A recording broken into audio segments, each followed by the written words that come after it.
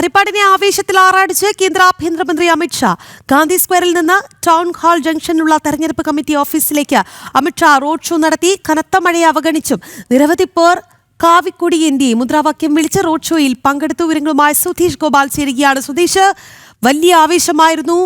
ഹരിപ്പാടിനെ ഇളക്കി മറിച്ചുകൊണ്ടുള്ള road show സമാപിച്ചു എന്നാണ് മനസ്സിലാക്കുന്നത്. കേന്ദ്ര ആഭ്യന്തരമന്ത്രി അവിടെ നിന്ന്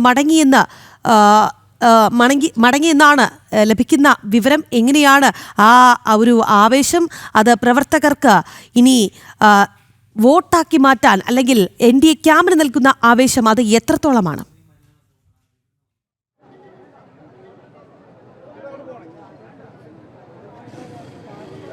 രാഹി, വലിയ ആവേശത്തോട് തന്നെയാണ് അമിത്ഷാ പങ്കെടുക്കുന്ന റോഡ് ഷോയെ ഹരിപ്പാട് വരവേറ്റത്. ഹരിപ്പാട് താലൂക്ക് ആശുപത്രിക്ക് മുൻപിലുള്ള ഗാന്ധി സ്ക്വയറിൽ നിന്നുമാണ് റോഡ് ഷോ ആരംഭിക്കുന്നത്. ആരംഭിക്കുന്ന സമയത്ത് വലിയ ശക്തമായ മഴയായിരുന്നു പെയ്തിരുന്നത്. ആ മഴയെ ഗവനിക്കാതെയാണ് സ്ത്രീകളും കുട്ടികളും അടക്കമുള്ള ആയിരക്കണക്കിന് പ്രവർത്തകർ ഈ റോഡ് ഷോയുടെ ഭാഗമായി അണിചേർന്നത്. റോഡിൻ്റെ ഇരുവശങ്ങളിലും നിരവധി പേർ അമിത്ഷായെ കാണുന്നതിനും സന്ദീപ് വചസ്പതിക്ക് പിന്തുണ നൽകുന്നതിനുമായി കാത്തു നിൽക്കുമ്പോൾ ഈ റോഡ് ഷോയെ അനുഗമിച്ചുകൊണ്ട് ആയിരക്കണക്കിന് പ്രവർത്തകരാണ് NDAയുടെ ഇലക്ഷൻ കമ്മിറ്റി ഓഫീസിലേക്ക് നടന്നെത്തിയത്.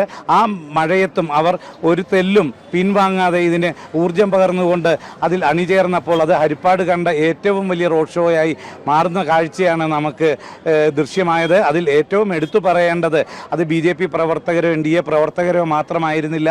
ഹരിപ്പാടിൻ്റെ നാനാഭാഗത്തുള്ള എല്ലാ മേഖലകളിൽപ്പെട്ടവരും ഈ റോഡ് ഷോയിൽ അണിചേർന്നു എന്നതും എടുത്തു പറയേണ്ടതാണ്.